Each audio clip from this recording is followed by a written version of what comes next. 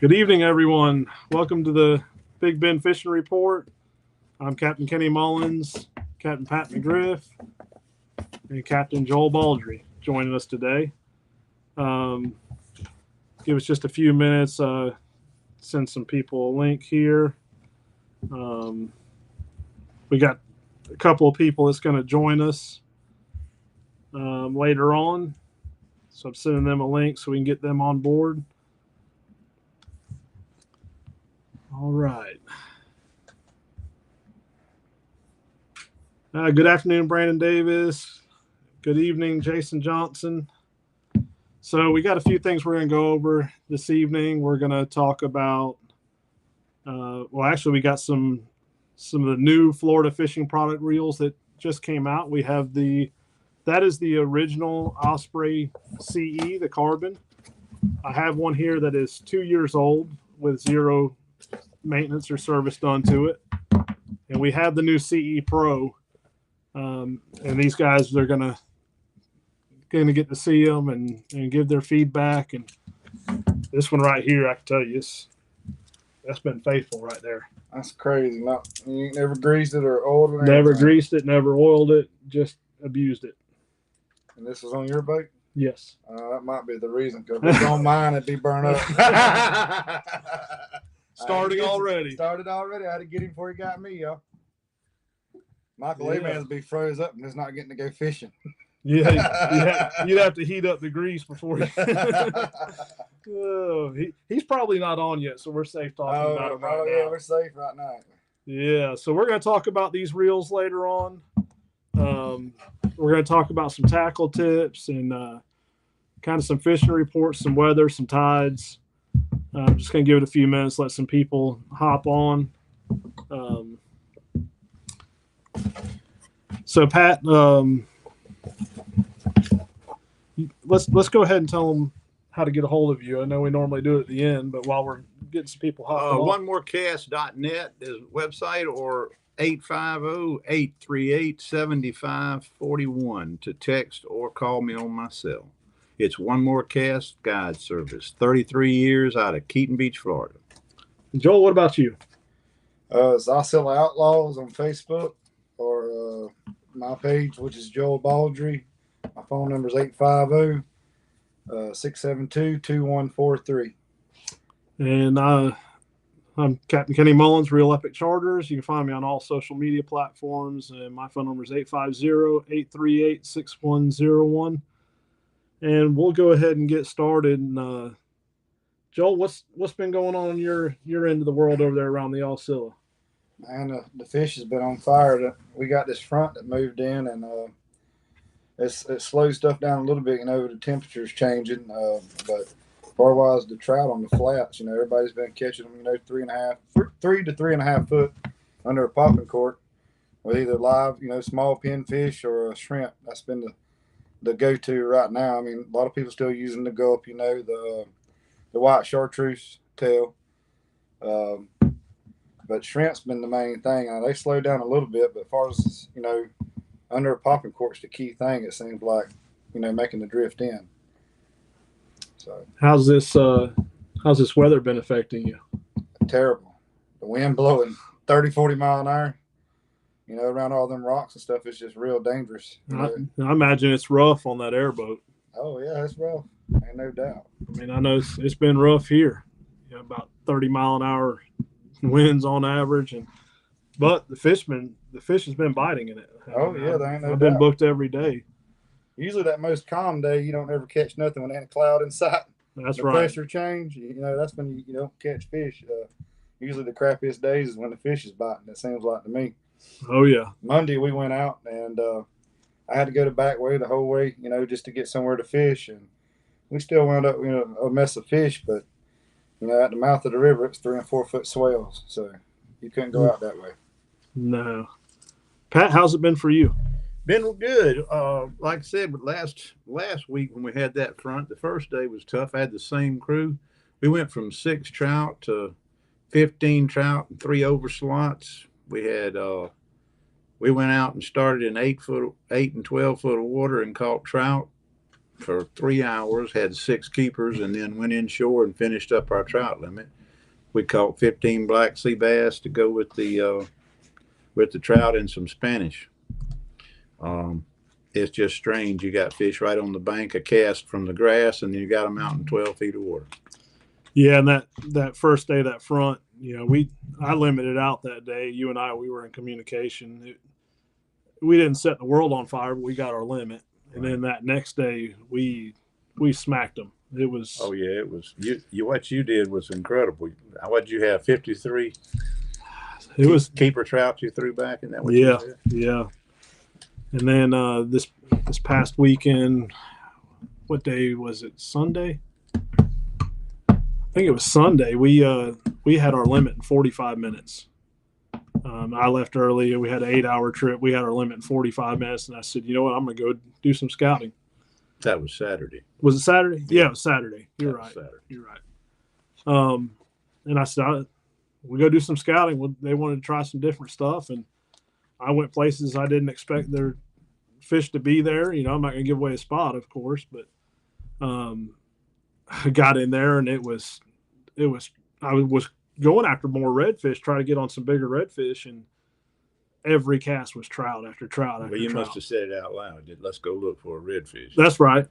And That's all you got to do. When I got in them, I had already been talking with Pat, and I knew you were out there getting after blackfish, and I told him, I said, hey, man, we are catching some trout over here, and you'd have never expected those trout to be there, would you? No, because we both fished that whole approach for the last 2 weeks. We've been trying to find those fish coming in there, and they weren't showing up.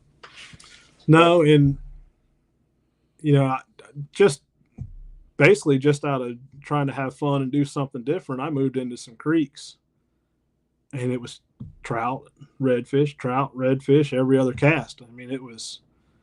And your water temperature was close to 70, wasn't it? Yes. That's what's blowing my mind. The temperature is fluctuating back and forth, but the trout is still in the creeks. I mean, we're catching trout in the creeks. Yeah, and I mean, we're here in our area. We're still catching trout. We're catching trout on the flats in good numbers. You caught them in, like you said, 10, 11 feet of water. Right. But I had a limit 2 weeks ago in 4.5 feet of water. Right. And then Friday I limited out in 1.5 feet. Saturday I limited out in 2 to 3 feet. And then, like I said, I went into creeks. Now, our bigger trout were caught in the creeks. And the only thing I can contribute that to is these water temps are all over the place. They're confused like us. But that's why people don't realize how hard it is on us. That's what we do, is we fish and we go to different spots. And that's the reason, because if it ain't happening here, guess what? We know where it might be happening at, or it might be happening over here. I mean, I don't know about y'all, but there's 300 or 400 spots I go try. You know what I mean? I got it on my GPS if I want to try. Now, like, forget what day it was. There was one day we got out there, and the fish weren't the fish weren't biting where we were at. And I told the guys, I said, look, they're not biting for anyone around us. I know the fish are here. Let's just wait it out. I'm not going to leave it, because about the time we leave, it's going to be on. And I look up, and, we made 7 casts. We put 6 in the box. I look up, and I see Pat leaving. And I texted you right away. And I saw you catch 2 of those fish. And I said, well, best thing I can do is leave so Kimmy can limit out. And he'll call me when I stop and say, we're killing them. And I did. Would you catch 8 on 8 casts?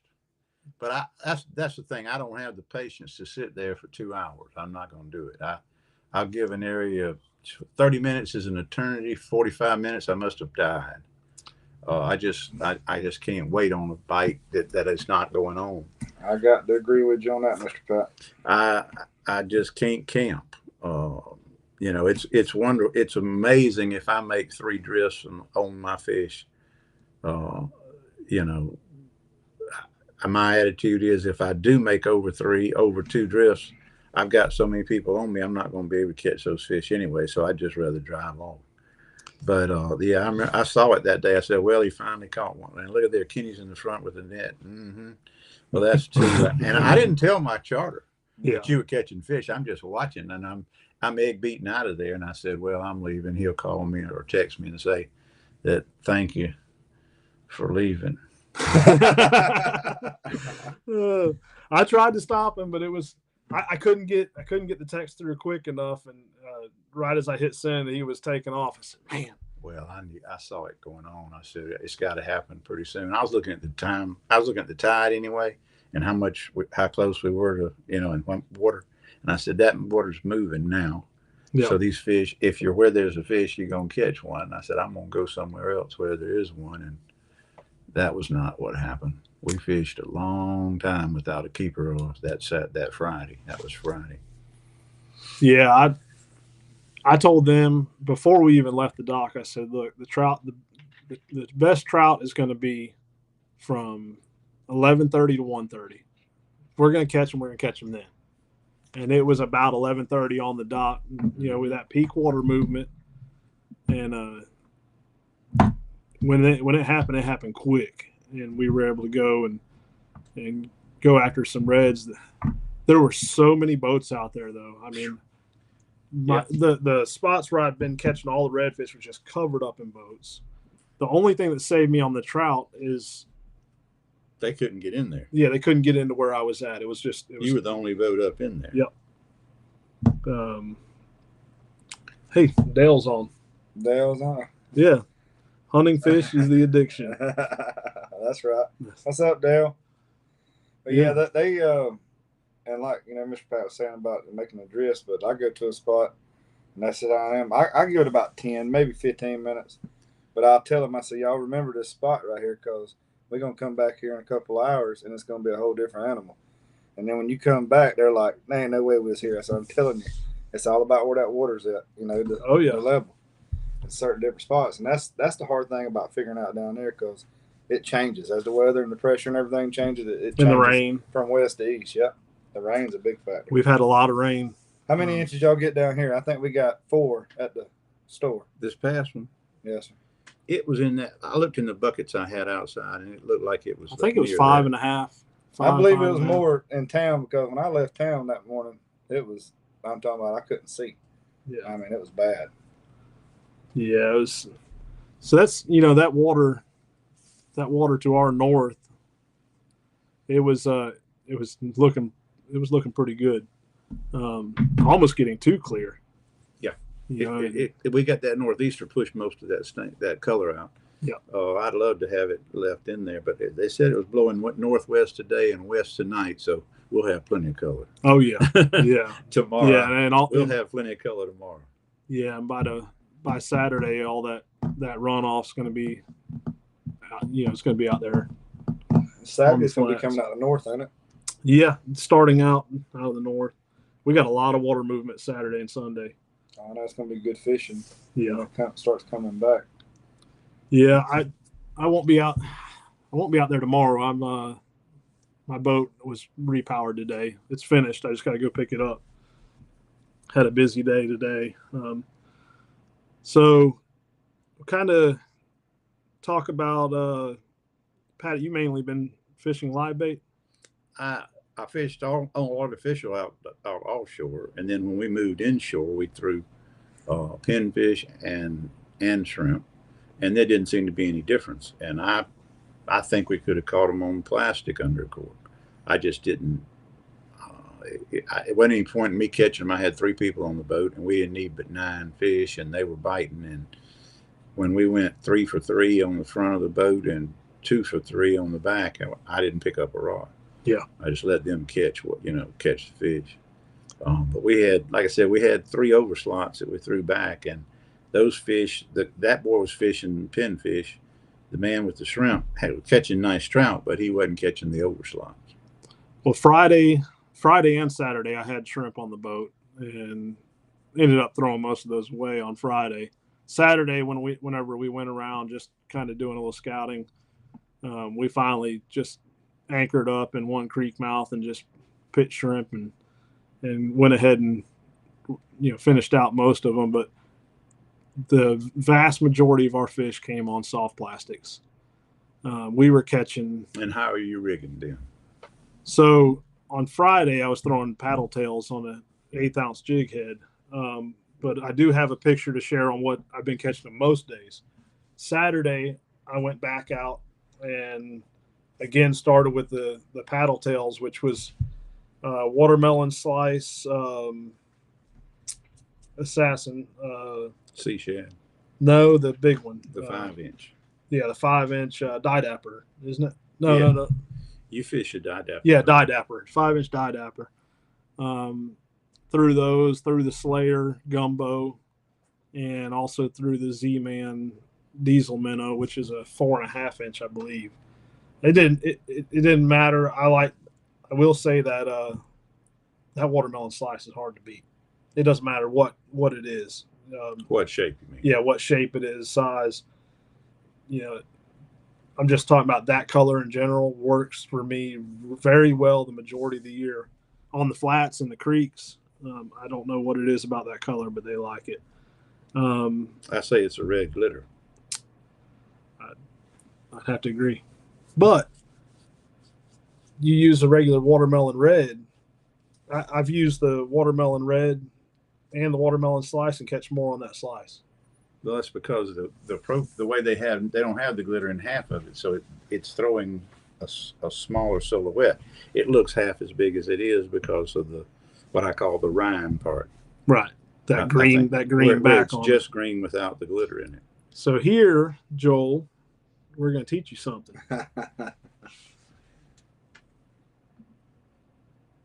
See what you know about this bait right here. The 3.5-inch little P&V. You can see this is this picture here. We're rigging them 2 different ways. The top one is Birch Jigs and Things. It's a Gamakatsu 4/0 light wire hook, and it's a screw lock jig. Birch Jigs and Things. If you go on Facebook, it's Bert Diener. He builds that for me specifically with a 4/0 and a 5/0. And I can throw it out there and pretty much not ever hang it. I mean, it's hard to hang it. It's so light and it stays upright. Then Kenny does more of the chin hooking than I do. And I think we've got a picture of that particular hook. We'll show you in a little bit. Yeah. And that's a called live bait, but they make 4 different live bait hooks. That one is, I'm not sure the call number on it, but it's a flat hook. It's not offset, and it's a black nickel instead. There it is, right there. So y'all can take a picture of that maybe, or get your screenshot. I love that right there. And Kenny fishes the same hook, I believe, with the 5-inch. Right. And it doesn't weight it down to make it no dive. It'll float. It'll come on through the water without nose diving. And most of the live bait species hooks are made to catch tarpon with. And the gauge of the wire is 2-3 times as thick as this one. And that helps you cast it, but it makes it stand on its head like a sand eel. And there are days they like that, but most of the time I want that thing to not necessarily flutter down, but I want it to come in like a plane flat, and glide in. Right. So I've been throwing it both ways. So I think it was Tuesday, Wednesday, and Thursday. That's primarily what I was catching them on, that Laguna shrimp, little P&V. And some of them I rigged under a popping cork, right, nose hook, no weight. Then some with the jig head, bouncing the jig head. Well, Thursday I caught them on the cork with the little live bait nose hooking, and scouted with it and just caught fish everywhere. And then the front came back the next day. They said, we're not too sure we want that. I didn't pull it out Saturday, but we didn't fish a full hour to get the last 9 we caught. Right. We stayed offshore. They were having too much fun catching fish. Yeah, and I when it slicked off like it did, I started to run out there, and because it slicked off pretty quick, and we had already had our limit of trout by then. Like I said, we had our limit. Right. Actually, we had a limit of trout and reds. And I started running out there and get on. I said, you know what? Let's just go have some fun. The guys I had on the boat, they wanted to try some new stuff, some new areas, something that they hadn't fished before. So we went and did that.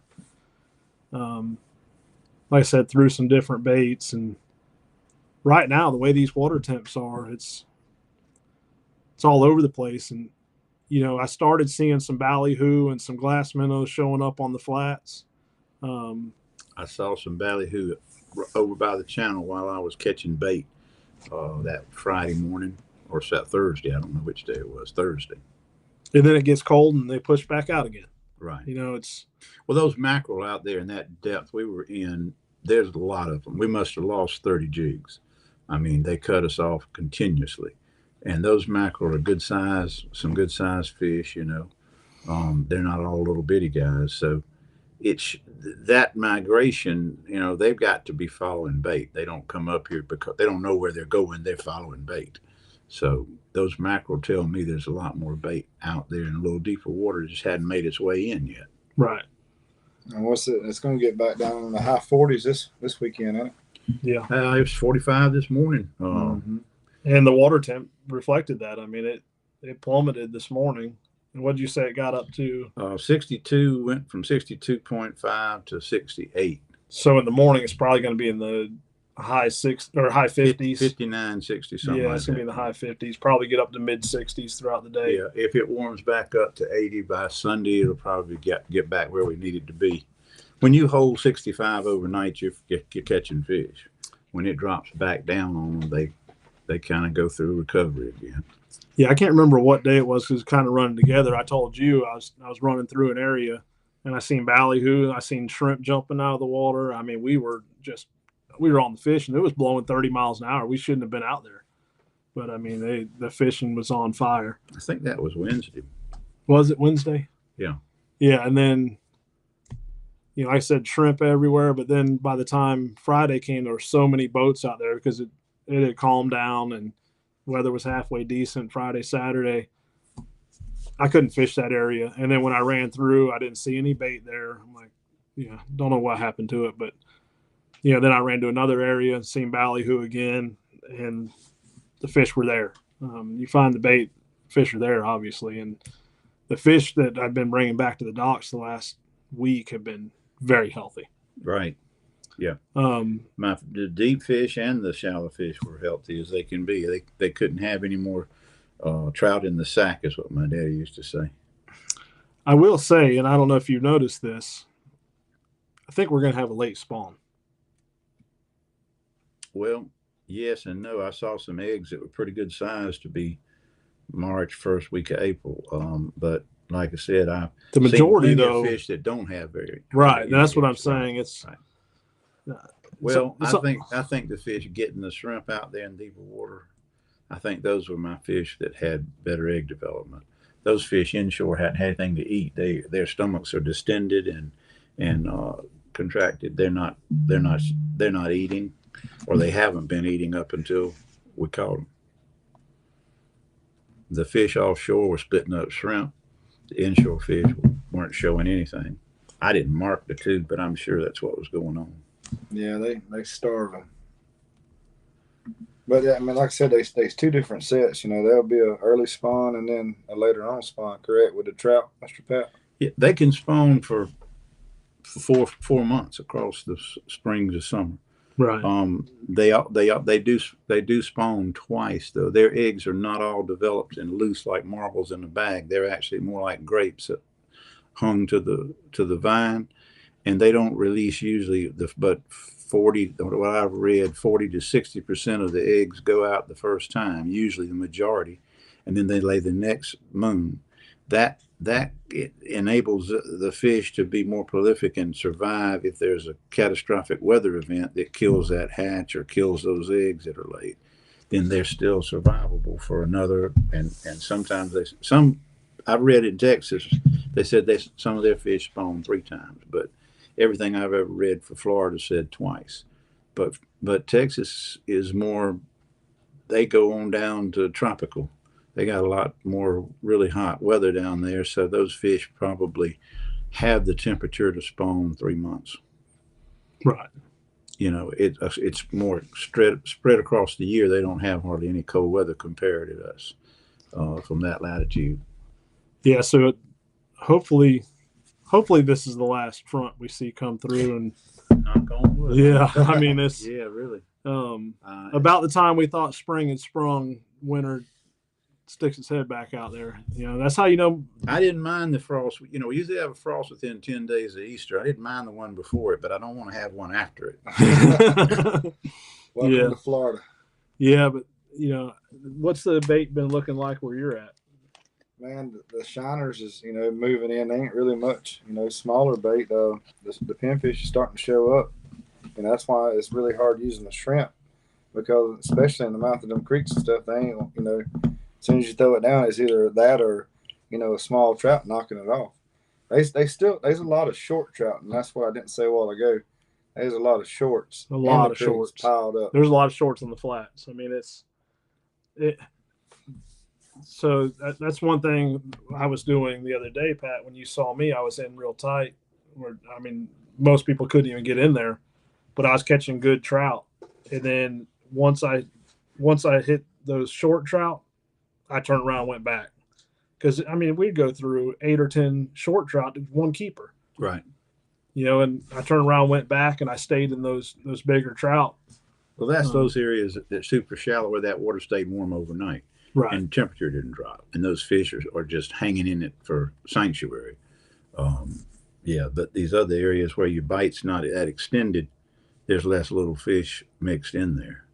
I think we're going to see the rest of this month. Obviously, the temperatures are going to start stabilizing. The water temps are going to start climbing. It's really going to pop off.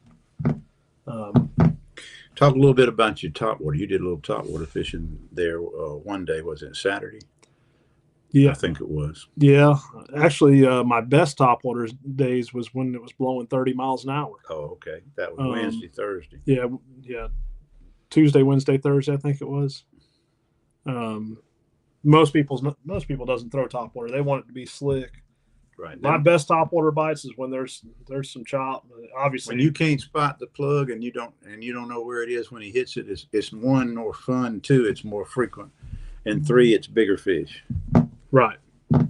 I love it when it's like that, when you're not quite sure where you just worked it, and all of a sudden he blows it up. Yeah, and it's one day we went out there and it was they called it 35. This has been 25 years ago. We went out off the gazebo right there off the beach, and we weren't in but about 1.5 feet of water. I just let the boat get pushed out of the channel, and it was blowing 30, 35 miles an hour, and we had 5 golden sardine super spooks taken away from us by big fish, and we landed 4 over 5, and we lost the rest of them to big trout. They just said, "Oh, well, I'll take that." And these boys could fish that were with me. This wasn't the Three Stooges. And we had all we had was the little spooks left, and we caught fish on them, but it wasn't those monsters. And they wouldn't hit any other color SAR spook, and we had everything they make. And they wanted that golden sardine, or they wouldn't swing at it. Now, first of all, they came over to the boat, and they were staying at the beach, and they didn't have a jacket on or anything. I said, "Is that the way you plan to fish?" He says, "You're planning to fish?" I said, "Yeah." They were from Sylvester. And I said, "Yeah, I'm planning to fish. Let's go." "Oh, man, I can't believe that." I said, "Well, we can turn around and come back if we can't do anything." And like I said, when they took those from us, we fished another hour without a bite, and we came in. But they wanted that thing that day. Wow. Yeah, I just can't do it. 25, 30 mile an hour. And if I'm going out there by myself, I'll every once in a while I'll get a wild hair like Monday. That's what I did Monday. But I can't do it. I'm not going to do it in, late April, May, when I have to get out there, or June when we're out there further. This time of year, I can tuck in close. I can run close to shore, and, I can run pretty shallow. And you see me the one day I was running that shoreline. Right. I thought it was a crabber, and it was Kenny. But this time of year I can do that, especially depending on the wind direction. Now, there was one day that I changed things up because the wind was coming out of the south, blowing 30, and I said, unless we get in a creek, we're getting beat up. And it worked out. We were able to tuck into some areas and catch some fish out of the wind, but it definitely wasn't like we got a limit, but it wasn't like the rest of the days. You know? Well, tell me something. We don't have the reds we normally have. I know you had one good day where you caught, but everything was biting that day. What do you think is going on as to why we don't have the reds out on the flats yet? Answer that one. I haven't been able to figure that out. We hooked up on one that was about right there around 40 inches Saturday, and it threw the hook pretty close to the boat. I'm seeing some big fish. We're catching some nice reds, but it's not what it typically is this time of year. Right. Right. But they're still in the creeks. I hadn't run it. I thought it was just plain boat traffic. I think boat traffic has flushed them off of where they should be. Well, it definitely has, because I was catching reds all week long during the week, and then we get those busy days and boats are running all over them, and I don't know what some of these people are doing. I think they're out joyriding because there's boating. You know, we always read that thing where it says going skiing, fishing, and boating, and I never knew what boating was until COVID, and now I know. The guy will come in there and he'll drive between you and the bank, and he'll drive all the way around behind you. He'll stop. He'll cast 5 cast tops, and then he'll take back off and go back where he came from. Yeah. I call that boating. I like the ones where you're catching fish and they're circling you, pitching to you, and they ain't doing nothing. They can't figure out what you're doing different. And that's there again. That's why I like fishing where I fish at, because they don't go boating very much because the foot will be gone. And you know what I mean? And that's a good thing about that area, see, because a lot of times, like, it's been, the end of February, 1st of March, and that tide, even though it'd be negative, you'd still catch some decent, 20 to 24 inch redfish in the creeks, but all the bigger ones was off. When that tide started turning, coming back, I'd be running back from where I'm at, and you'll just see piles of them flushing back to the creeks. So they're going, they was going offshore and working the flats. Yeah. I just, I didn't ever go out there to them, but they stand around, all that rock piles and stuff. Right. But they ain't nobody going to be running back and forth over there unless they have been fishing for years over there. Right. Well, I'll say this too. I mean, there's still a lot of reds in the creeks, the creek mouths. There's a lot of reds on the flats. They're more scattered than what I typically see this time of year. I mean, I'm still catching quite a bit of reds, but when that bait was in, the reds were in. The big reds. I mean, your upper slots, your over slots. Well, then we get the cold, the bait leaves. Those fish are they're pushing out with it. Those big, bigger fish. Mm-hmm. I'm talking 30 plus inches. But when I started seeing all that shrimp in there and the glass minnows and the ballyhoo, that's when we were catching the big overslot reds, upper to overslot reds. Then we get the cold and it pushes them back out and pushes some out, pushes some in the creeks. Like I said, we caught a bunch of trout in the creeks.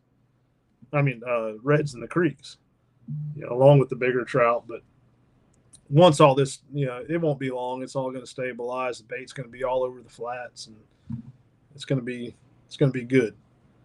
It was starting to get good, down there before that last front moved in. Those people, fired up.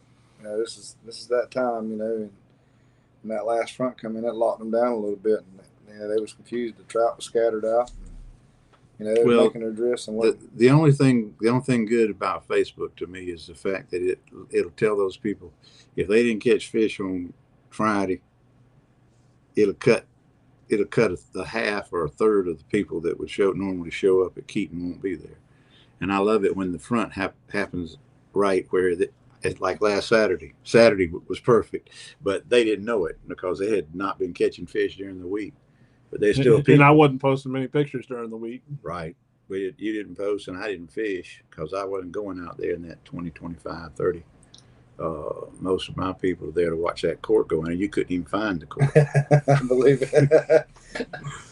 Well, it's just that, when you got somebody, it's different. Even it's still hard when they experienced fishermen you got with you, but when you got a 12, 13-year-old youngin', and even though you set up for the wind to throw, man, that braid, I don't care what you do, you're gonna have tangle ups after tangle ups. I don't throw. You got to learn that you can't give everyone who shows up braid. That's true. You need a mono set of reels and a. I just can't do it. I can't. It's hard for me. I can't do it. I mean, I grew up using mono.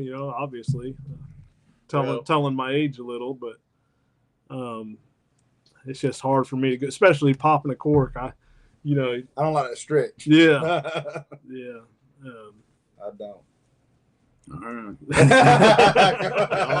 y'all just keep it up. But if you're gonna fight those, what they can do to a reel full of that braid and that blow like that, and they'll throw those snatch those damn. They call them wind knots. I call them a word I can't use on the radio.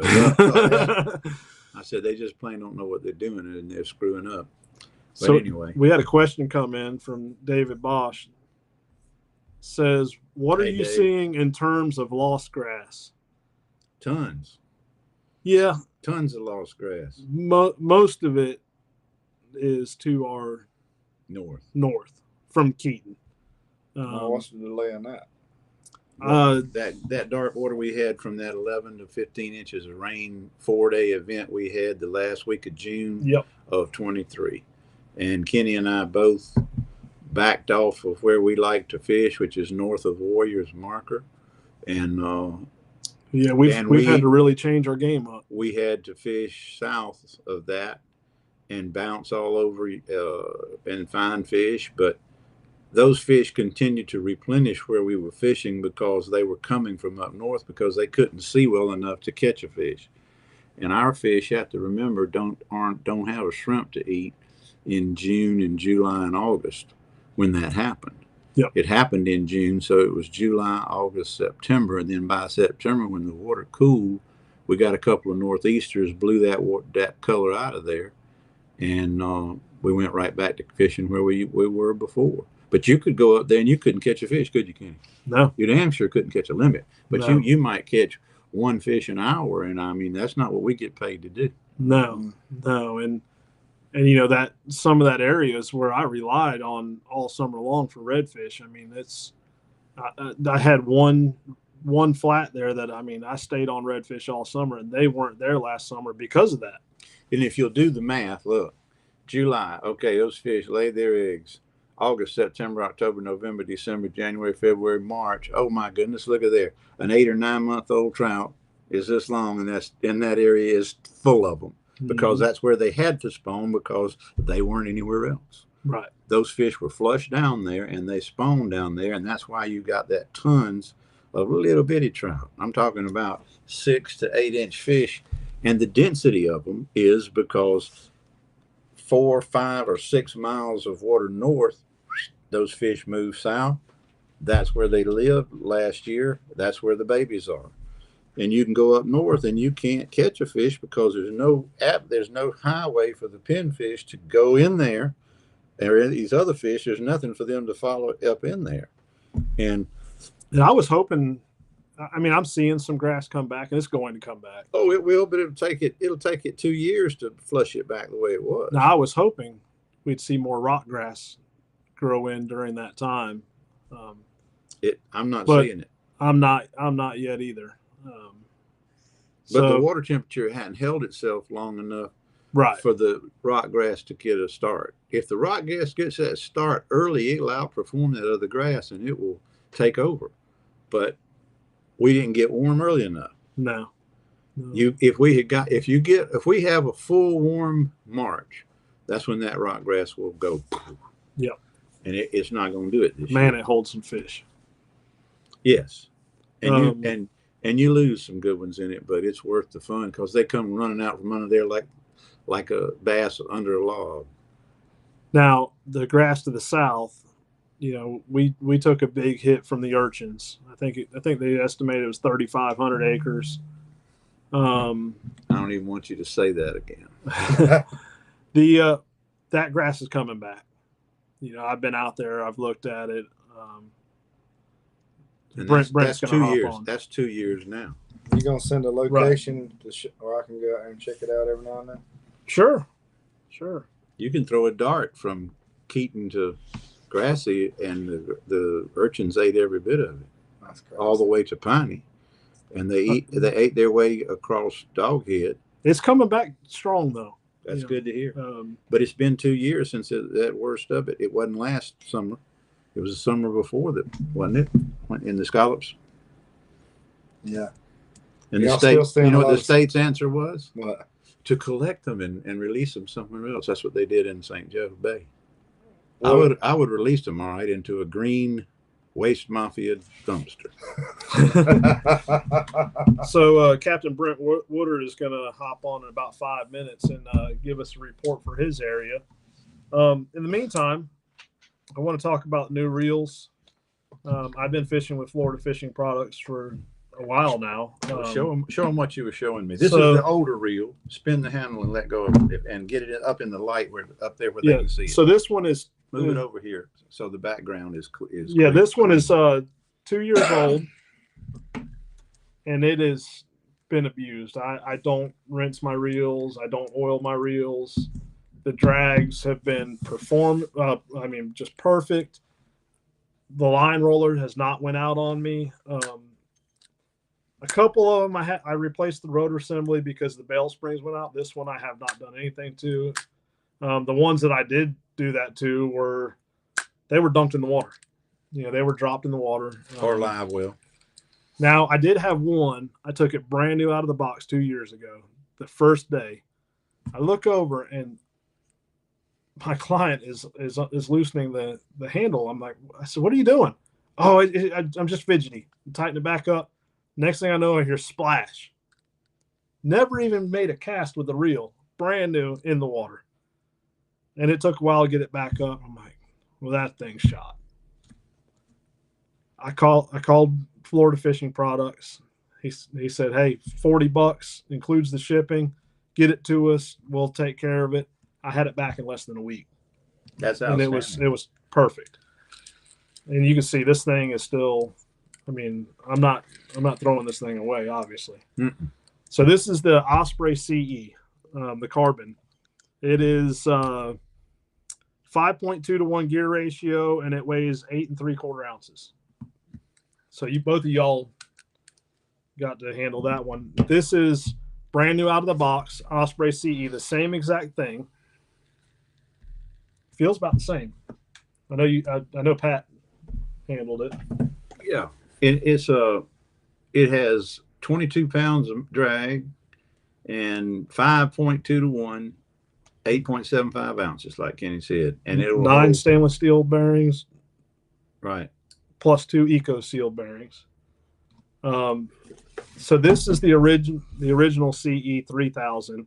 We are going to unbox their new reel. Now, I have not handled this reel. I have not seen it out of the box. None of us has. This is the new model.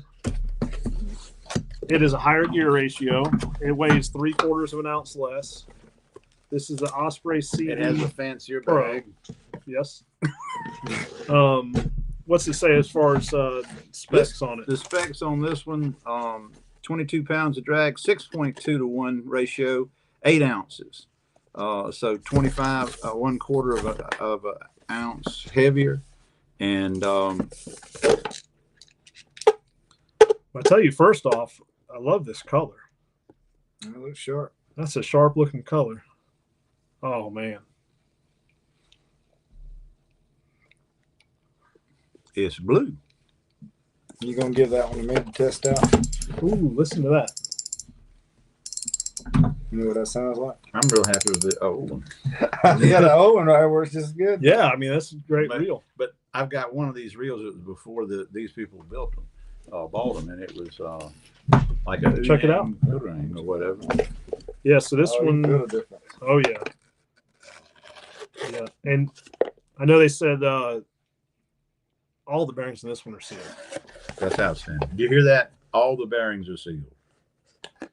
Yeah, so I know you guys can't see this, but I know Pat will appreciate this. So you can see this spool has some cutouts in it. They have sealed the top because obviously looking at the reel, you could tell that's going to be a water intrusion point. Mm-hmm. So they sealed the top. I'll be damned. That's just probably one of the ways that they got some of that weight Mm-hmm. out of it. I mean, this thing is light. It feels, yeah, it's a lot lighter than And one thing I noticed, if you feel this one, it's pretty durable. Yeah, if you try to twist it.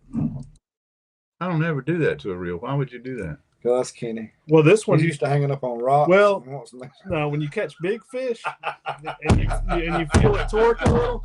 You don't know what that drag sound is. That's the reason he Torque a likes little. it. When you catch a big fish, you can't move that handle on any one of them. Hey, so That handle doesn't move. we got Captain Brent Woodard. Hey, Grant. Hey, Can Brent, y'all see me? Can you see me? Can you hear me?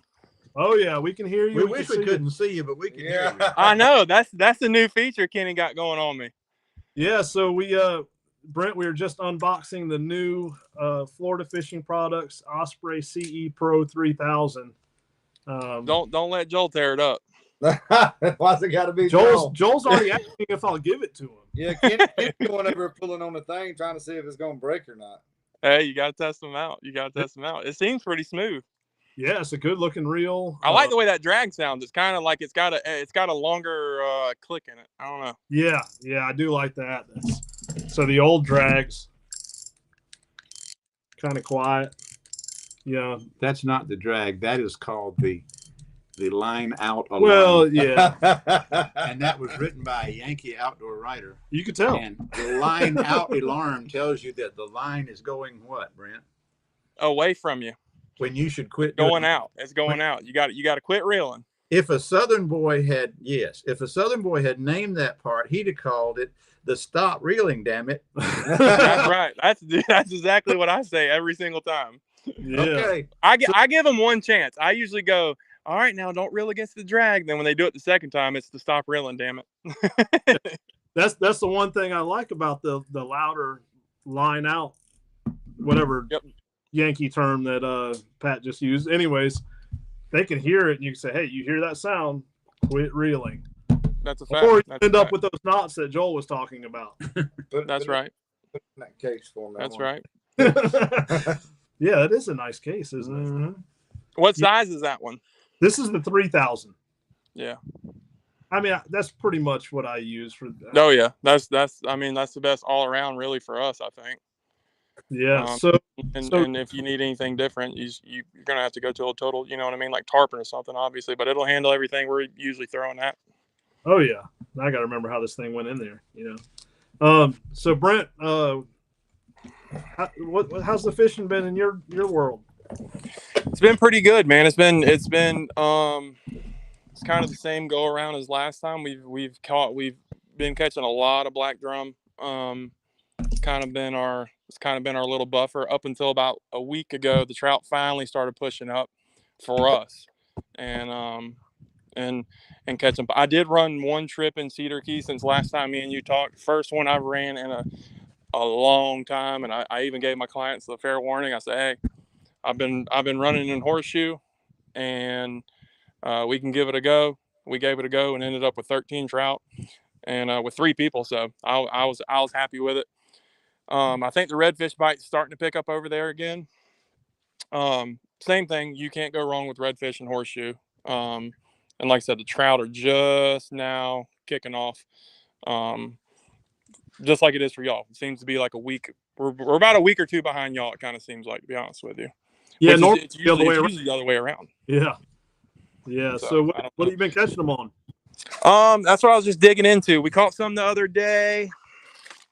I know Pat's gonna. I know he's probably thrown this before. I know probably all 3 of y'all have. The sea shad hammer time. I don't know if y'all can see that color or not. Mm-hmm. Oh yeah. It's kind of like a what would you call that? A watermelon. Let me take my damn glasses off. Kind of like a watermelon. Green with purple glitter. Yeah. It's kind of got a purple watermelon flake deal going on. Then obviously, You throwing this? Mr. Doug in Cedar Key. He had a lot of these for sale the other day. Somebody came up and I got these for $4 a piece, I think. Dang. And all they had was the redfish color, and that's one of my favorite colors. So I've been throwing a lot of those when I've had the clients to that can handle the topwater. And funny story, all y'all will actually understand and get. Had a guy call me, I think it was last week, and he was like, oh man, he gave me the whole spiel. You don't have to worry about me. I got it in college, this, that, and other. And which, as y'all know, it's like the worst thing you can tell us. Yeah. is when you say that, or you can just sit back and I'm a pro. That's like you automatically know right then it's gonna be the worst trip. And literally third or fourth cast, whole rod, reel, everything right into the water. So that's that. I just wanted to give the audience a little head up. If you call and book a captain, do not say you're you guided or you're a pro. That's like bad juju. Yeah, don't guide the guide. Don't. Oh my! And dude, he was so bad about it. It was just one of those trips, man. And I get that question like literally every trip. I'm sure y'all do too. Like just when you're out there, conversating along, they'll be like, "Have you ever had somebody you just really wanted to just take back to shore, and you just came so close to doing it?" And I've really never had that happen to me, but that trip I was close. I was very, very close, and we caught fish. Like I said, everything went good as far as that. But he was just one of those people, man. He guided me, and I can't stand that. Brett, you know what you do to them when they do that, right? Instead of taking them to the shore, you just take them to Kenny's catfish hole. That's right. That's right. And I know Kenny has seen my stories. I don't have a rod in the boat right now that's got one like it, but when they reel that lead head all the way into the tip or the cork, and it's like, all right, let's move to the next spot, and I look down and I see that lead head in the tip, it's like, yeah, you're gonna have a little catfish. You're gonna have a little catfish hole. I'm gonna at least give it to him for 15 minutes. Joel gives it to him for 4 hours. Oh yeah, or 6, depending on how much money they got. I didn't never know how to catfish till I started watching Kenny's, expertise on this show right here. I got it down pat now. Oh, he's the expert now. He's a local pro. I've learned it from the best. So we right. We had a question come in. Brent says, "What type of Rapala is that?" It's the SW. I don't have to. I'm SW11, I believe. Let me look. Yeah, SSW11 RF, which stands for redfish. I like this color. I got another one right here on the boat. The 11, I like that 11 size. That's to me. The 11's about all I throw. Then the bone, which you see these hooks are all rusty and nasty, but the bone, as y'all know, something white, something light, something dark, and you can usually get her done. Been throwing a lot of that, and I've actually this year I've had a lot of luck on this one too, which I don't know. I know it's a mirror lure. Pat can probably Top Dog, I guess, but I don't know. Pat, do they have different size Top Dogs? Yes, they do. Top Dog Junior. Yeah. Top Dog is the big one, 5-inch, I think. That's the big one, right? You got Top Dog. This is probably the big one. And then Top Pup. I catch more reds on the Top Pup than I do the big ones. So yeah, I've been throwing this one a lot more this year, and because as y'all know, like everybody throws those skitter walks. Well, and it's just got a little bit different noise. She-Dog and He-Dog. That's the She-Dog. That's the Top Dog is a click, click, click, click. It's bearings. It goes click, click against itself. But the one that's loud is She-Dog. Yeah, that's a She-Dog there, I believe. Well, I can't see that far, but otherwise. Yeah, it's got, like I said, this one's got a chartreuse top on it, a white or bone, whatever you want to call it, bottom. That's CHPR. That's my favorite. Yeah, I've like I said, I've been throwing it a lot more this year than I usually have. That's a good snook color too. Yeah, and that's what I'm thinking is it's warming up, snooker starting to move in, and it's different than that skitter walk pop, man. That just everybody I know throws skitter walks, so just give them something a little bit different, sounding different. So yeah, we've been throwing a lot of top water, a lot of popping corks, obviously, which I know I love. I'm a 4 horseman guy. I think Kenny is too. I don't know about Pat and Joel, but we lost you. I don't know if y'all saw that or not, but yeah, we've seen that great action. Yeah, for some reason when you get over there by that cork, we're losing you. But I don't know if y'all start any pinfish or anything. But the mullet have, come in. Losing you? Yeah, whenever you walked over by that cork, you started losing signal there. Yeah, I don't know if that's any better. But the mullet had moved in.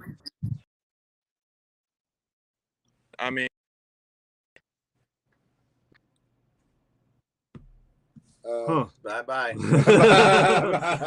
We'll have to talk to you next month. That's kind of the bait. Yeah. Well, Agree with him. I don't know what Yeah. he said. Something about bait. Yeah, he's talking about mullet. So, yeah, he's been on some mullet. He cast netted a whole bunch, and he made some mullet dip the other night. Brent, for some reason, you're losing. I just tried to turn. What's that? Am I lagging? Am I lagging real bad? You're Yeah. You're breaking up real bad. There you go. Well, I thought. I turned the Wi-Fi off. That might have helped. Yeah, at least we can hear you. Yeah, as long as you can hear me. You don't like Pat said, I ain't much to look at anyways. Yeah, you're back now. unfortunately, you're bad. Hey, so we had a question come in from Bruce Radcliffe, Brent. We'll get everyone to answer this. We'll start with you, Brent. Do you prefer a full? Let me read it. Yeah. Do y'all prefer full and new moon, or what do you prefer? Never No, seen two yeah. I don't. It depends on blonde or brunette. No, I don't. And it's. I know he's probably heard it 100 times. It's the 3 days before, 3 days after on that full moon. New moon, I don't look too much into personally. Shoot, I like both. Yeah, I don't. That day of the full moon, I don't know what it is. Honestly, I think a lot of that stuff's mental, man. To be honest with you. Well, with you, we expect that. Yeah. Yeah, I don't like that full moon, and like I said, I get in my head about it, and I use it as an excuse half the time, which we're full of 20 million of those. But 3 days before, 3 days after, if you're going to book a trip, if you're local and you got the availability, 3 days before, 3 days after, probably either one. But like I said, new moon, I don't pay any attention to at all. Yeah, I'm different. What about you, Pat? I love the new moon because generally we have greater tide change, and you at the range is the low from the high. Subtract the two, and the number is called the range. We have greater ranges on the new, and the new moon will last for a week. We'll have a whole week of good fishing on the new moon. I usually say 2 days before and 5 after. You're going to have great fishing 7 days on the new moon. Now the full moon, I agree with you. There's sometimes where you feel like that when you're dead on it. It's not good, but it's got the greatest amount of tide movement on the day, so it shouldn't matter. Right. It really should. What about you? I'd have to agree with him. Yeah. See, I like both full moon and new moon. Just as long as we have a lot of water movement, that's key, especially for trout and snook down in your area. Yeah. You're gonna. And that's a side note to that. On like if you wanted to go snook fishing, I wouldn't mind the full moon for whatever reason. Those big girls, they'll eat like the day. I think it's the water movement. Yeah, and that's what it's got to be. It's got to be. I've caught some huge snook on like day of full moons. Oh yeah, so, yeah. That's we should. I mean, and the same thing with snook, man. They should. Like me and you talked about it yesterday, Kenny. They're starting to move into. I think it's all going to. I think the snook is fixing to really pop. Caught my first triple tail 2 days ago. He was a little guy. He's probably 16 inches. we but still got another month or so before they get right. Yep. So, like I said, I think everything's just on the verge of getting there. Have y'all started? Now, are y'all seeing any bluefish, Spanish mackerel? Yeah. Yes, but they're out. They're out there with the bait. Okay. Now, let me take that back. There has been some bluefish in. There has been some mackerel in, but it's when that bait's in. And as that bait, these cold snaps come through, that bait's pushing back out, and they're back out like you were catching them way out. Right. Yeah. We caught blues and Spanish Saturday. And when I'm in there, when I have some bait in there on the flats, the blues and the Spanish are mixed in, but right now this weather's all over the place, and they've been pushing all over. I'm hoping this is the last spell right here, man. I really do. I mean, then we'll want it to turn around here in a couple of months. We'll be praying. Yeah, exactly. I don't mind, and like I said, I don't mind. It's the red water. I just hate that red water, man. It's just got everything so nasty around me that it makes it. I mean, it just makes those fish just get in an uncomfortable mood. I feel like. So we had another question come in from Bruce again. He said, "Do you still do well on quarter moons with less water movement?" No. once again, so I don't know if y'all use. I'll put it this way. I used to use that tides for fishing. That's how I used to go off of everything. And I stopped probably 3 years ago, 4 years ago, because I would look at it, and when you scrolled all the way to the right, it would have like, I know y'all know what I'm talking about. It'd have like 3 fish, 2 fish, 1 fish, and that was like how good of a day you would have. And if I got on the boat, man, once again, it's just me. Got in your head.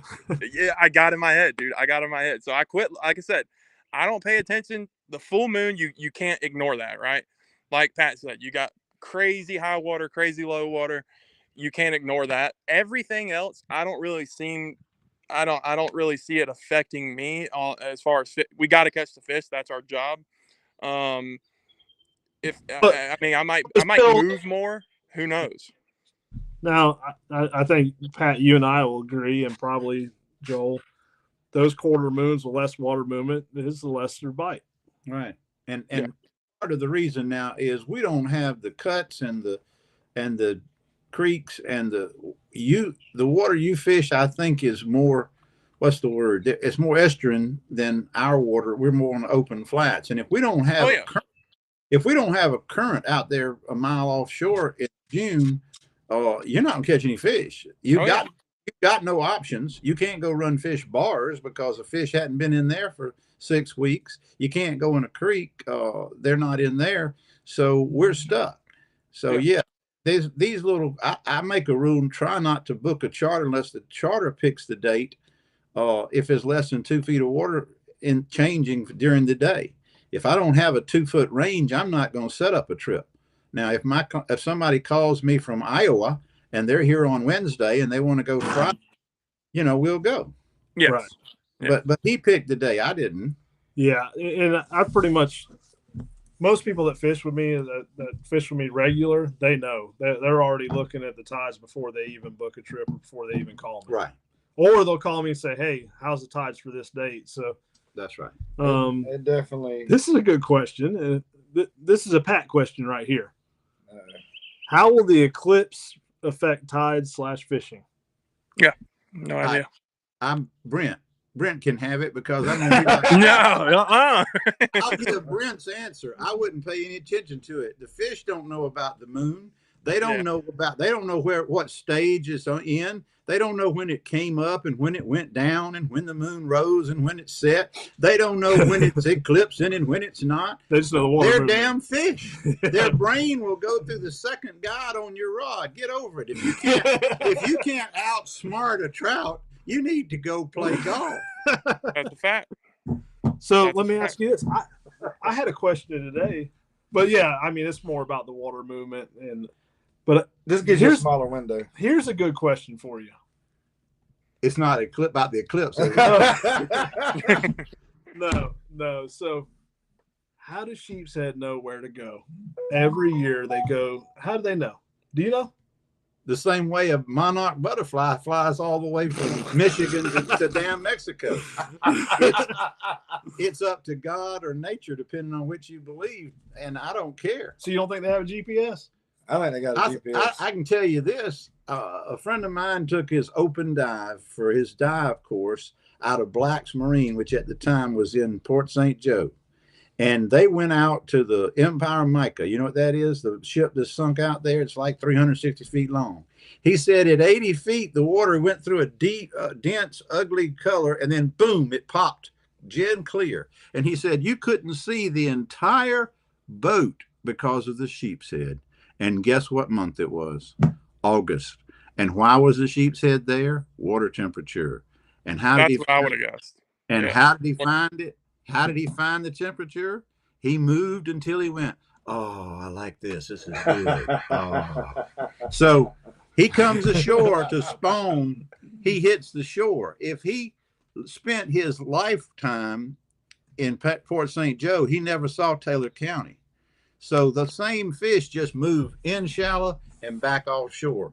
And they do spawn where their mama or where their eggs were laid, but that's built into their DNA. And I don't care how it works, but it works because they wiped out our Steinhatchee Reef when they changed the numbers to 15 fish. We wiped it out, and they don't come back there anymore because none of them were born there, so none of them know where that reef is anymore. That's right. Like a sea turtle.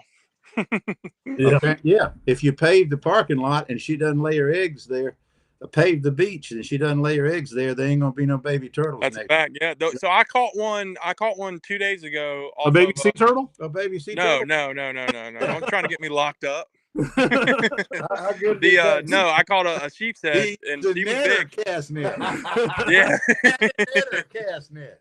Gill net. Gill net, Oh. probably. It was old Gilly, but she was full of roe and she was off of Oyster Bar, so I don't know if she was up there spawning. I don't know if she was behind or I don't know. But the one I cleaned the other day was the belly was literally bulging with roe and so yeah, I think it's got to do with water temperature more than anything. Yeah. It was a question that was asked today, and I thought it was a good question, so I figured That is a good one. So Michael A. Man hopped on, said evening, guys, and Joel has been waiting all evening for Michael A. Man to talk smack, and he hasn't said anything. I'm really shocked. Yeah. I'm really shocked. It's probably because his wife making him do the honeydew list out there. He's probably wiping the curtains down and stuff like that because he don't get to fish much. He's polishing his push button. Is that goes? So she doesn't hit that ejection seat button. Oh, yeah, I'm very shocked. I thought there was another question. Yeah, I may have missed one. Somebody gave somebody's secret bait away. I seen that earlier. Gold Blade spinner bait has been working on the reds for me. Jig spinner or spinner bait? There's a difference. He's probably talking about the Redfish Magic, I'd imagine. Well, that's a jig spinner. Yeah. Jig spinner means that the frame is not connected to the jig. The jig Right. independently swivels and pivots. That's so it won't roll over and twist your line, and that's so it'll crawl over the bottom without hanging up. Yeah, so I want to thank Stephanie. She lets us use the Keaton Beach Trading Post to do these videos every month. She's got a lot of great products here. Have you ever been here, Joel? I see a lot of stuff. Yeah, you'll have to look a little bit before you leave. I mean, there's a lot of stuff here, and Sunbum. She's got piles of Sunbum stuff, and I love that. I mean, that's one of my favorite ones. Yeah, and Brent always smells really good whenever I'm around him. That's right. Hey, Michael A. Man, I knew he's talking about the catfish biting, but I'm sorry to interrupt y'all about Miss Stephanie's thing. This is what you've been waiting for. I've been waiting for Michael to get on here. Y'all, everybody look at this real close. This is called a clown, which Michael, every time he catches a fish on a live bait or something like that, I'm sure, he puts this clown in their mouth and takes the picture. Mr. Barney's done told me, Mr. Barney Johnson done told me that, it ain't worth the crap. So I'm going to tell you how you use this. They showed their stuff, how they rig them earlier. You take it out the box. You looking, Brett? I'm looking, brother. All right. Make sure the rubber bands is off of it. You don't leave those attached? Well, might as well. And you just throw it over your shoulder. That's what I think about the clown. Oh, it just ain't fair. That was unfair. That was unfair. That was unfair. Yeah, I'm sorry. All right. That was towards Michael, nobody else, y'all. So here's a question from Bruce again. And Bruce, we appreciate these questions. Do y'all think the 1 over per vessel for trout should be changed to 1 per person? No. Yes. And see, Pat, I think Pat's logic behind this is, and you can correct me if I'm wrong, but you caught more trout when it was. No. My reason is you're killing those big fish, handling them. You might as well have them count 1 to the slot, and that's 1 less fish you kill. If you're going to, you're going to take. If you give me 1, if I'm not getting paid for 33 years to catch 18-inch fish. People are paying me to catch big fish. That's what I get paid for. That's why I fish for trout with live bait. And to go out there and throw back 16 fish over doesn't mean anything to my clientele that I fished with for years that are there to catch the biggest fish of their life. And then when they catch him, they didn't plan to let him go. That wasn't on the script. And That's so right. they rewrote this because of the Tampa Bay doesn't have any big trout anymore, and because South Florida lost millions of trout in the cold, and then 8 years ago, and then the spill in Tampa, and then the red tide down south. And it doesn't have anything to do with our trout fishery up here. But when you catch a fish, you're telling me that when you catch it, the man catches the biggest trout of his life, you don't hold it up for a picture to put on Facebook? That's a lie. Everybody handles those fish. They net those fish because they're freaked out that it's a big trout, and they think it's 10 pounds until they get it on the scale and it's 4.5. It's just like bass fishing. Everybody thinks they've caught a 10-pound bass the first time they catch an 8-pound bass. Guilty. They're just sure that it weighs 10 pounds until they get it to a scale. But I don't want to see the fish disturbed. If you didn't net him, if you don't net him, fine. If you take a pair of Hemis or a pair of pliers and go down the line and take the fish in the water off and don't take any pictures except from back of my butt, putting a pair of pliers on them, then that's fine. Otherwise, you're just killing fish. That rule hadn't saved anything. And another thing, that what people call the big egg layer, layer is bull stuff. I almost said it. A trout that weighs 3 pounds, 2.5 to 3 pounds, produces more viable eggs than all the 6, 7, and 8 pound trout out there. Well, it's the total number of eggs. If you look at the size and the production and the fecundity of the eggs, which means they all get clear and they're all going to reproduce. But if you catch a big trout and the egg sac is half the diameter, it might be another third longer. But that fish is past her prime, and she is not going to produce as many trout as that 2.5 to 3.5. Those fish, yes, they are going to produce plenty of eggs, and we've got tons of fish 18 to 20 inches long out there. But I will say this. I personally feel like I've seen a difference in the trout population since this change. Can't argue that what you've seen. What I can tell you is that we don't have the number of 5-pound fish that we used to have because the number of people throwing out there and hooking them and taking them home. Pure and simple. They're going home in coolers. So if we protect that, but part of protecting that is also educating people on proper fish handling. They don't handle anything right. Have you watched those clowns? They don't. That rubber net and poly nets and all that. Hey, you think a 4-year-old catches a 20-inch trout on a boat with Papa, he's going to say, "Oh, back away, son. We've already got a 19 in the cooler. Don't touch that 20-inch fish. We've got to release it." No. He hands it to the child. He drops it 6 times, and they're trying to get a picture on Facebook for grandma. And the fish is dead, so why not throw him in the cooler? And I can tell you right now, my 4-year-old, you just about got a fist fight because he's going to try to swat you with the pole when you throw his fish back. It don't matter what size he is. I'm not for taking all of them, but I am not for the one fish per vessel. I'm for one per. The person, whether he's 4 years old or 104, should have the right to take their trophy fish of the day because it may be the biggest fish they've ever caught in their life. And they call that their PB, their personal best. Okay, I'm sorry, but it's still his trophy. And if he can't take his trophy, then the person that wrote the rules not a fisherman, he's a golfer. Because he doesn't understand the 2 questions we get asked. When someone catches a fish, they hold it up, and what do they say, Kenny? What kind of fish is this? What's the second thing they ask? Can I eat it? Yeah, can I eat it? Can I keep it? Can I eat it? So now I didn't write the rules. You said 1 per person. Now would you limit that to 4 per boat? I don't care if it's 3 per boat, just as long as my 2 clients can take their 2 fish home.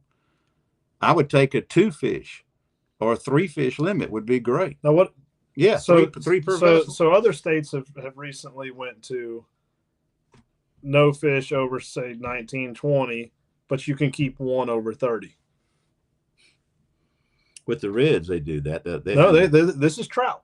Well, they're talking about that, but I haven't seen that rule written. What state are you talking about? South Carolina, North Carolina? I can't remember where it was. I think think was it Texas? You can I have can't 25 remember. trout in Texas. What the hell difference does it make if you keep one over 20? But 15 trout per person in Louisiana? And they can be 12 inches, can't they, in Louisiana? yes. Yeah. Yeah. And I disagree with the fact that we believe that that the state has sold the idea that those fish are going to make it. They're not going to make it. I think if they're properly handled, which most aren't. 90% aren't. What? Give me a number. I'd say 80 or 90. I don't know percentage Joel wise. says 80 or 90. I think at least that. I think people are starting to learn more about proper fish handling practices, wetting your hands, and if you are going to do pick up a big trout like that for a picture, you're best to use a one of those fish grips and cradle the belly, and don't dig your nails and rip scales off. And But I'm about like Mr. Pat on that. Half of them out there drinking beer now about 18 deep. When they finally catch one, do you think they're going to think about all that? like I said, most people aren't. I'm not going to disagree with that. As guides, I don't mind the steward of it. But when you multiply times 500 boats, 300 boats, 3 people per boat, and you multiply the number, and you talk about the fish are not doing better because we're keeping one per vessel. It's a lie. Now, we might be protecting some of those really big fish. But if you take a picture of a fish with a client holding it, you did not release him in the water. You landed him. Landed versus released. If you wrote landed and don't land them and release them in the water, that'd be a different rule. Then I'd believe you. But as long as you're landing them and netting them and holding them up for the crowd, no. Yeah, I mean, I do release a lot of big trout every year, but I'm careful on how I handle them. I know you are. But I agree with you. The average person is not. I mean, they may think they are, but they're not. They're not wetting their hands. They're not. And I've been guilty of it in the past, holding them up by their gills, and Well, the 3 overslots I had Saturday, I flipped them off in the water. I didn't touch them. I didn't bring them out of the water. And that's the only way that I believe they live. I've been doing this too long, and I don't ever catch a fish that's been caught before. Right. Paul About Fishing says Louisiana size limit is 13 to 20 inches total length. Only 2 fish included within the daily creel limit can be greater than 20 inches total length. Daily creel fish, 15 fish daily limit per angler. And that's So that's where he's talking about that 20 inches deal where they produce the most. right. And that's why they're catching all the 13 to 20. Yeah, I mean that. At the end of the day, They have a tremendous amount of pressure out there. With the 15 fish rule, right. they catch bunches and bunches and bunches of fish. The estuarine system, though, they have is strongest in the world because it's the second largest river in the world, the Mississippi River. And their red fishing is extraordinary, and it's going to stay that way because of the Mississippi River. Right. We were talking about that today. If you took every river in the state of Florida, it's not a tenth of the size of the Mississippi River as far as flow. Right.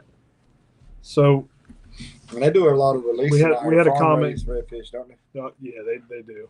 Oh, they could never hurt their population of redfish. We had one comment come in. We're going to start wrapping things up because we're borrowing this facility here, and we appreciate Stephanie with the Keaton Beach Trading Post. Carson Singletary says, "Let's politely educate folks better of how to handle them. Some folks don't know," and that I agree. A lot of people doesn't know. Leave them in the water. Don't pull the net out.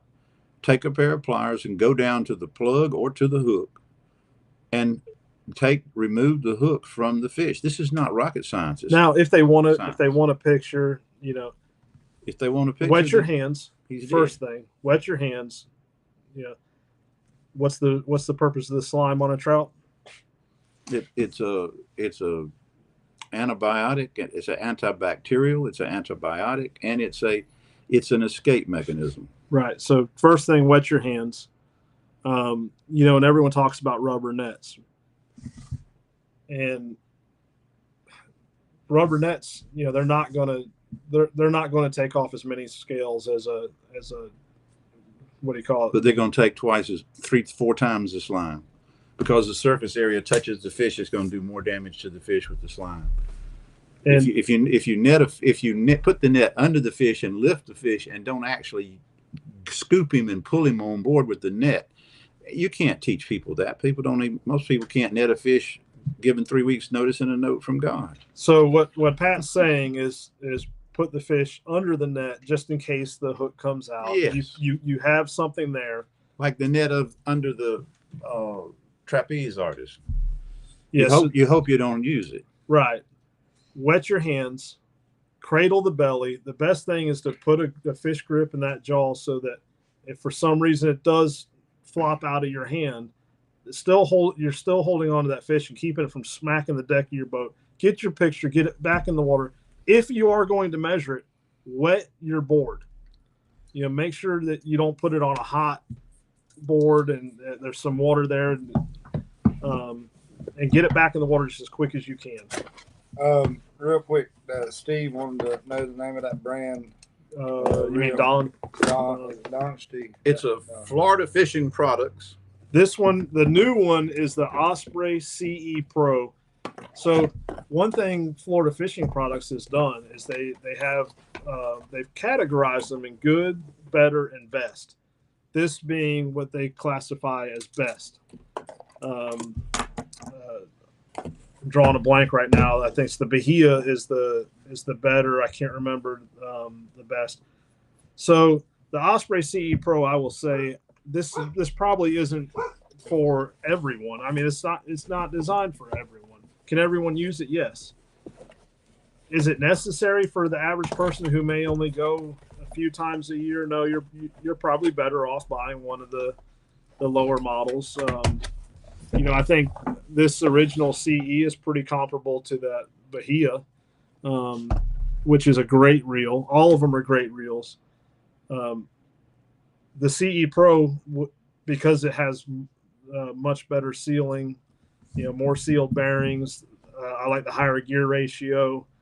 It definitely looks good.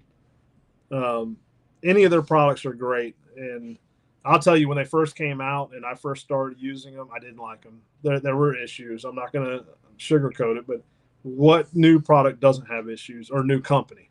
They went through some growing pains. The rep called me, so what'd you think? I said, honestly, they sucked. I had a lot of issues. That's exactly how I said it. And he says, well, we changed this, we changed that. We got some feedback, And one thing I got to commend them on is they do listen to the people, and they truly care. And it shows in their warranties and their service. I mean, where have you been able to send a reel back for $40, includes the shipping, and have it back in a week? Right. That's pretty strong. That's powerful. Usually you're looking at multiple weeks, several weeks. Right. And you might get it back free, but you don't have the reel in your hand, means you have to go buy another one. Yeah, I mean, I had a reel, and I'll put the name out. There's a Shimano Stratic, brand new. The anti-reverse went out, and I took the reel to an authorized repair shop, like Shimano said. 9 months later, 9 months, I finally get a new reel. And the repair shop says, hey, best thing you do is take this, sell it. I'm not knocking Shimano. I'm just telling you what the authorized repair shop told me. And, I think you and I talked about this. So going through line rollers constantly, drags constantly. 2 years with this one right here, I've never touched it. I never rinse it. It gets rinsed. Salt spray coming over the side of the boat. But so not trying to sell y'all on reels. I'm just giving you honest feedback from my experience with them. It's all about customer service. Yes. But the other thing is, if y'all think that we stop and rinse them and then go home and wipe them down and put oil on them, y'all crazy. We fish 8, 9, 10 days in a row. They're lucky to see the hose twice. and then like you say, the next thing you know, you hadn't that reel might have might not have been used for 2 weeks, and then we pick it back up and they still perform like that. That's what we have to have. You may not think that you need a reel of that caliber, but if you're only buying 2 or 3 reels for your personal use, and you can get 5, 6, 7 years out of this reel if we can get 2, because we're putting that much use on them. Right. And we don't tear them up. You'll never tear one up. I mean, I fish a lot of days. That's an exceptional record on that reel. I'm using pins now. I'm using the pin. They're not furnishing me anything. I'm paying for mine, and I'm paying for these. I'm happy with it. But the thing is that reel's got to hold up. You can't have something that tears apart or comes apart when you're providing the tackle for your charter. And we're going to promote better grade of tackle than you buy at Walmart. Yep, that's right. So Johnson Taylor, and we're going to wrap it up here soon, says, enjoying the show. If you had just one bait lure to catch trout, what would you use? Just one. God almighty. It's Joel's turn. No, come on now. One bait, I would choose a 5-inch Assassin or whoever, Fluke or whatever. Not the paddle tail because of size fish that I catch on it. And I would fish it probably on a 1/8 bouncing if I can't have, but you didn't say I couldn't have one way to fish it. So I'd also put it on a 1/16 under a Cajun Thunder float. But that bait would be a 5-inch shad, which is a Fluke. Or what if you had to choose bait. Just one color? One color. If I didn't take electric chicken, I'd say Stinky Pink. Since Robbie built the Stinky Pink, I probably caught more fish on it than any other color that was made. If you didn't or don't use that, candy corn will catch fish anywhere on the planet. Have you used that fried chicken yet? I have. Does it work pretty good? It'll work. If I had to choose just one lure for trout, I'd have to say that the 5-inch Fluke style jerk bait, whatever you call it. And I mean, it just catches everything, not just trout, but right. Color, man, for our area, it's hard to beat that watermelon slice. But I will say this: Stinky Pink is a good one, and like you said, Joel, I'd probably go with Laguna Shrimp. Mm-hmm. If I had to choose just one color, I'd probably go with Laguna Shrimp. Well, since they came out with it, the Laguna Shrimp is running right there with Stinky Pink as far as its reliability. What I haven't done is fished it. It's for that 12 months out of the year thing. When you have a bait you can catch fish on 12 months out of the year in any color, in any temperature, you've got extraordinary bait. And the Pink Ghost was like that until he made the Stinky Pink, and now he's got the Laguna Shrimp, and those two are pretty much neck and neck. Yeah. But it would have some pink on it in that neighborhood. The only thing I would say is probably the gold in the Laguna Shrimp would catch you more reds, but you said for trout. So I'm kicking it back to Stinky Pink on the trout. All right. Well, we're going to hop off of here because we have someone here waiting to close up, and we don't want to take up her whole night. We're very appreciative of Stephanie and Susan for opening up. They are not open today. Again, it's the Keaton Beach Trading Post. It's kind of catty corner from the boat ramp. Lots of great products here. And right next door, we have Second Wind Hydration. Does the IVs, urgent care, and all that stuff. But we appreciate everyone. We will be back on the let's see. Get my phone to open up here. We will be back on next month. It will be Thursday. I will not be here then. So we're going to change it, but we'll have one in May. And I will let everyone know. And excuse me, Brent, what is Native Charters, right, Doc? Yes. We didn't do his Real contact. Native Charters, Brent Woodard. You can look him up on all social media platforms. If you need his phone number, you can reach out to me, but you can look up Real Native Chargers. We appreciate everyone. Joel, appreciate you being here. Yes, thank you, Joel. And Thank y'all for hey, having me. so Joel and I, Joel has the Big Bend Outdoor Show on 96.5 The Spear, iHeartMedia. Joel and I are on there pretty much every week. Every So tune Saturday in morning, every Saturday morning. 8 to 9. And if you can't tune in Saturday mornings 8 to 9, you can go on iHeartMedia on their app and look up the Big Bend Outdoor Show, and you can hear us banter back and forth with each other on there, and some more good info. We're gonna get Pat on there too. He can be a little rated R on there. There you go. Alrighty, guys, we appreciate it, and y'all have a good night and tight lines.